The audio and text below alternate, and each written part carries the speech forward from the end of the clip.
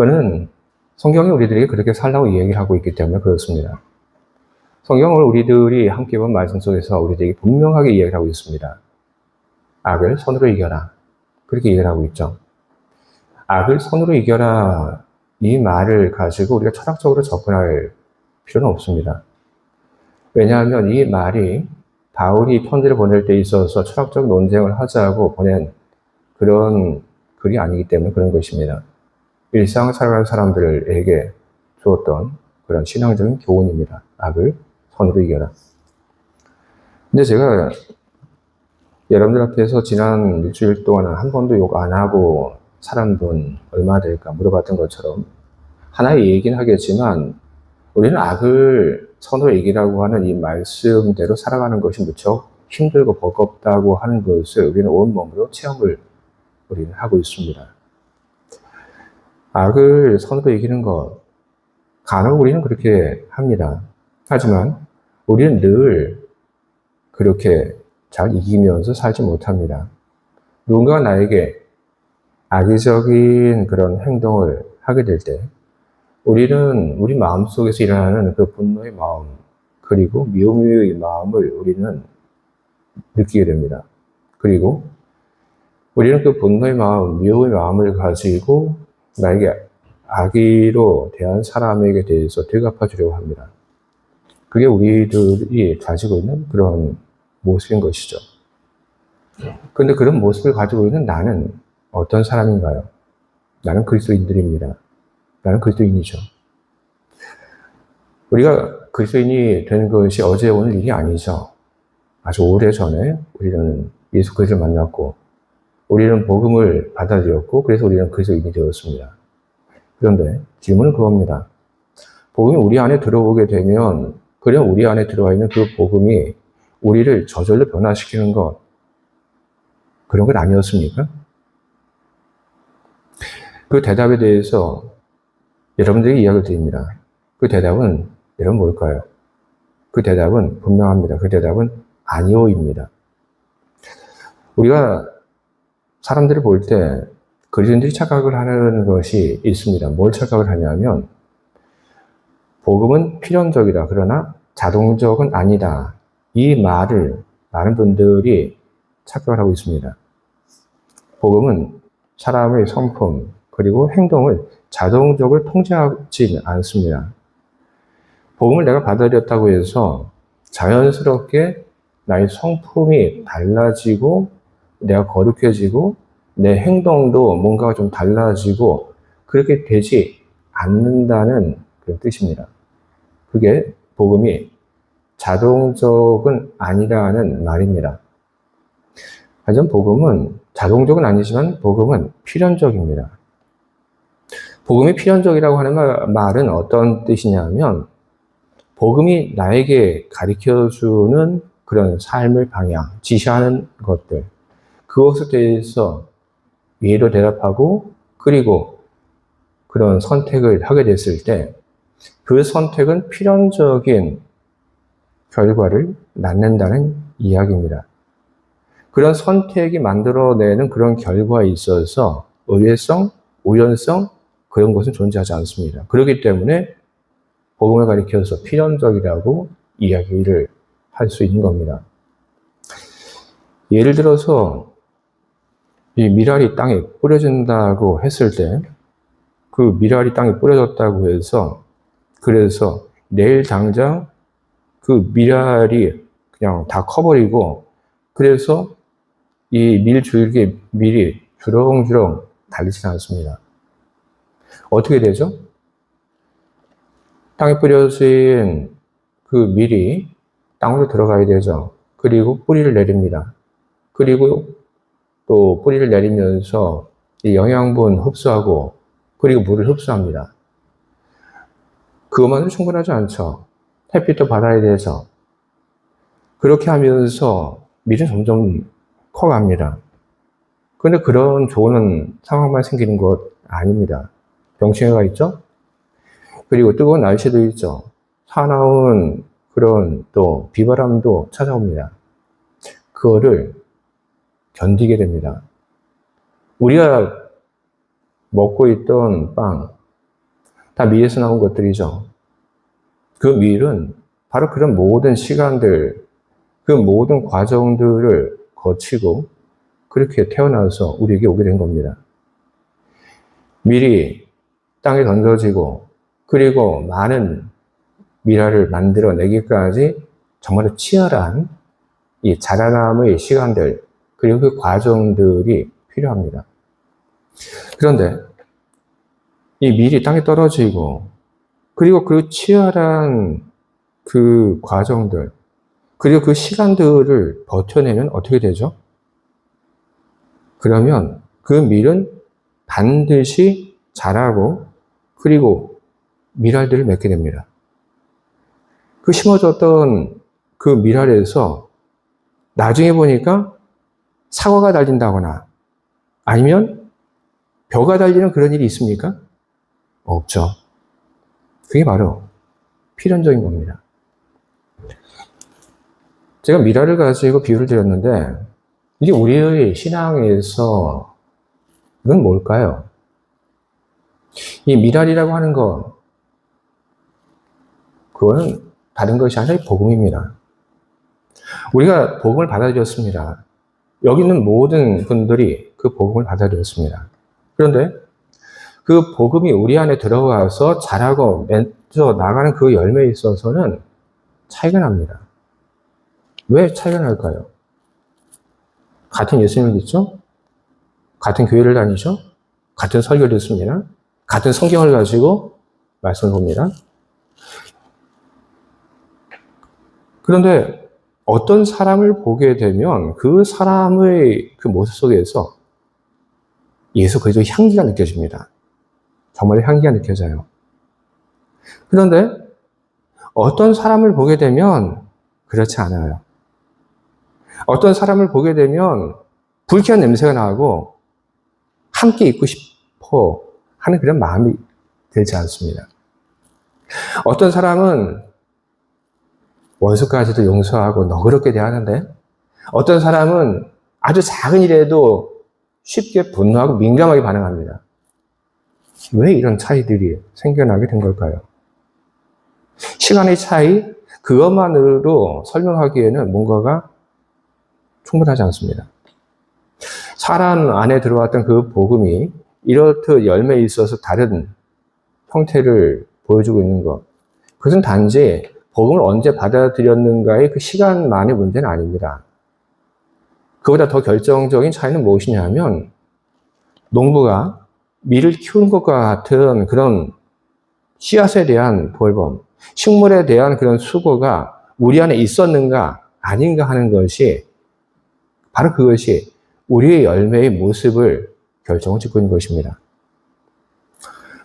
왜 우리들이 복음을 받아들인 다음에 왜 우리가 그렇게까지 그 복음을 위해서 그것이 잘 우리 안에서 성장하도록 그렇게 왜 우리가 수고를 해야 하고 우리가 결단을 해야 하는 것입니까? 그것은 우리가 복음을 받아들였다고 해서 우리 안에 있던 옛 성품이 한순간 다 사라지지 않기 때문에 그런 것입니다. 농부가 밭에 가서 딱 보고 거기에 심은 밀 사이에 있는 잡초를 봅니다. 그걸 보면 그냥 내버려두지 않습니다. 그걸 뽑아버려요. 요즘은 뽑는 것이 힘드니까 어떻게 하냐면 약을 치죠. 그래서 이 밀밭에 있던 그런 잡초들이 싹 사라집니다. 그런데 어떻게 됩니까? 그래서 끝나나요? 아니요. 일정 시간이 지나면 어디서 생겼는지 모르는데 다시 자라납니다. 다시 잡초가 피어나요. 그것은 우리 역시 마찬가지입니다. 우리가 예수 그리스도를 만나게 되었을 때 그때 성령의 불길로 말미암아 한순간 우리 안에 있었던 그 모든 나쁜 마음들, 성품들 그게 다 불타 없어졌습니다. 그래서 우리는 다 된 줄 알았죠. 하지만 어느 순간 보이지 않던 그 영역에 있던 우리의 그 옛 성품들, 옛 습관들이 다시 밖으로 나오기 시작합니다. 그리고 그 밖으로 나오는 것이 우리 안에 들어와 있는 그 복음이 제대로 자라는 것을 방해하는 것이죠. 바로 그런 이유 때문에 우리들이 복음의 씨앗을 받아들인 후에 그 복음의 씨앗이 우리 안에서 잘 자랄 수 있도록 그 복음을 돌보는 일들을 해야 하는 것입니다. 그 돌보는 일은 무엇이냐 하면 그 말씀 앞에서 우리가 결단하고 그리고 행동하는 것. 바로 그것이 우리 안에 자꾸 올라오고 있는 옛 성품, 옛 습관을 제거하는 것이고 그리고 복음이 잘 우리 안에 자라도록 하는 행동인 것입니다. 그런데 참 그러한 일들이 고됩니다. 오늘 우리가 봤던 성경 말씀, 사람들이 자기 안에서 올라오는 옛 성품들, 바로 그런 것을 다 뿌리 뽑고 없애야 하는데 그 고된 일들, 복음이 한 사람 안에서 자라게 하는 그 일에 대해서 너무도 힘드니까 그것을 어떻게 하냐면 놔버립니다. 복음아, 내 안에서 너는 알아서 커라. 이런 마음. 바울이 오늘 성경 말씀 보면 뭐라고 이야기합니까? 좋게 설득을 하나요? 이러면 좋지 않겠습니까? 이렇게 하시죠. 바울이 그렇게 얘기를 합니까? 아니요. 바울은 오늘 무슨 얘기를 하냐면 분명하게 얘기를 합니다. 분명하게 하라, 하지 말아라 하고 얘기를 합니다. 명령을 내리고 있는 것이죠. 왜? 그렇게 얘기하지 않으면 듣지 않으니까. 바울이 이 글을 쓴 그 당시는 어떤 상황이었냐면 기독교가 소수였습니다.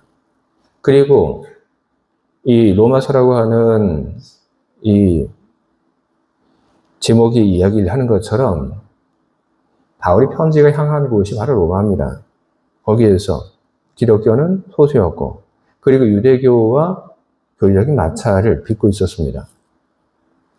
그리고 기독교는 성만찬에서 사용하는 그 용어 때문에 당시 로마에 있는 사람들로부터 저 기독교라고 하는 저 집단은 사람의 살을 먹고 피를 마시는 집단이구나 하는 그런 오해를 받았습니다.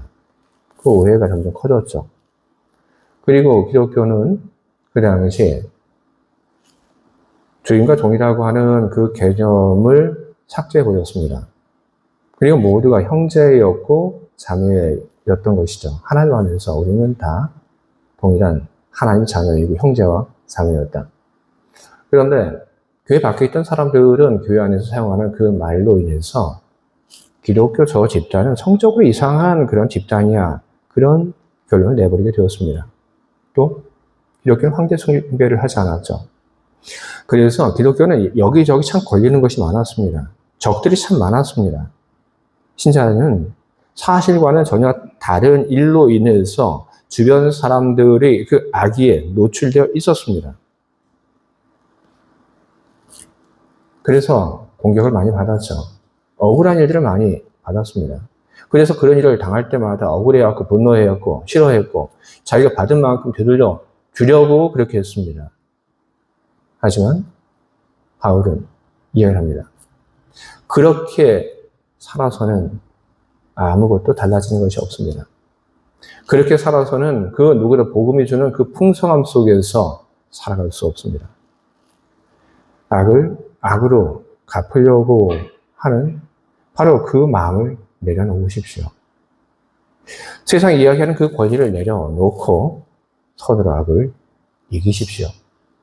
선으로 악을 이긴다고 한다면 그 복음은 필연적인 결과를 가져다 줄 것입니다. 바로 그래서 바울은 악을 선으로 대하고 그리고 이기라고 이야기하고 있는 것입니다. 악을 악으로 대하려고 하는 그 마음, 바로 거기에 대해서 이기라고 하는 것이죠. 이런 상황은 다르지만 우리도 살다 보면 그런 분노하는 그런 경우가 참 많이 있습니다. 교회 내에서 내 이야기가 그냥 괜한 가십거리가 되는 그런 일도 있습니다. 물론 걱정되고 관심이 있어서 하는 그런 이야기지만 내 이야기가 누군가에게 쉽게 오르고 내리는 거 좋아하지 않는데 그렇게 누군가의 흥미거리가 되는 그런 일들이 있습니다. 그때 무척 기분이 상하죠. 그때 우리는 그 기분 나쁨을 표현하고 싶어하는 그런 마음이 우리 안에 자리 잡고 솟아오르는 것을 우리는 느낍니다. 세상은 우리들에게 얘기를 하죠. 당신에게는 분노한 권리가 있습니다. 그렇게 얘기를 합니다. 당신이 당한 그 일들에 대해서 가만히 있으면 안 됩니다. 많은 자기 개발서들이 이야기를 하는 그런 이야기들입니다. 분노하라고, 참지 말라고. 세상은 너가 당한 만큼 바로 그 즉시 보복을 하는 것이 당연한 너의 권리라고 그렇게 얘기를 하고 있습니다. 그러나 주의 사랑하는 교회 여러분, 세상이 여러분들에게 알려주었던 당연한 여러분들의 권리를 여러분 사용하지 마시기 바랍니다. 그것을 사용하는 동안 우리 안에 있는 그 복음의 씨앗은 크게 자라고 그리고 열매를 맺지 못합니다. 우리가 그 권리를 사용하는 것은 무엇입니까? 그것은 본성이 시키는 자동적인 삶에 지나지 않습니다. 분노가 일으니까 분노에 맡기고 그리고 미움이 생기니까 미움에 따라서 사는 것. 바로 그것은 우리의 그 본성이 시키는 자동적인 삶의 모습인 것입니다. 악을 악으로 갚으라고 하는 나의 본성이 이야기하는 그 본성이 만들어 놓은 자동적인 그런 정해놓은 삶을 살아가는 것이 아니라 복음이 만들어내는 그런 필연적인 결과를 바라보고 살아가는 여러분들이 되시길 바랍니다. 내가 그 복음의 말씀, 하나님의 말씀을 듣고 그리고 그 말씀 앞에서 내가 따르기로 결단하는 바로 그 결단, 그것이 이기는 것입니다. 그리고 그 결단을 따라서 여러분들이 생활을 하게 될 때 복음은 여러분 안에서 필연적인 변화의 결과를 만들어내게 되는 것입니다. 주의 사랑하는 교회 여러분, 복음은 내가 아무것도 하지 않고 가만히 있어도 나를 아주 훌륭한 사람으로 그리고 거룩한 사람으로 만들어 놓는 그런 홀로 알아서 하는 그런 전자동 시스템이 아닙니다. 복음은 그것은 마치 씨앗과 같습니다. 복음은 하나님이 우리 안에 뿌리신 씨앗입니다. 우리는 그 씨앗이 잘 자랄 수 있도록 우리는 그 씨앗을 돌보는 일을 해야 하는 것입니다. 하나님 우리 안에 뿌려 놓으신 그 씨앗을 잘 돌보는 그런 일을 해 갈 때 하나님이 잘 그것이 자라게 하고 그리고 풍성하게 만들어 갈 것입니다. 복음, 그것은 자동적인 것이 아니라 복음이라고 하는 것은 필연적이라고 하는 그 복음의 속성을 여러분 기억하시며 오늘 내가 내리는 선택 그리고 내가 하는 그 결정과 내가 하는 행동이 반드시 하나님께서 약속하신 그 결과로 이어진다고 하는 그 믿음을 가지고 오늘 그 말씀 앞에서 예로 순종하는 그렇게 결단하고 살아가는 여러분 모두가 다 되시기를 주님의 이름으로 축원드립니다. 아멘. 함께 기도하겠습니다.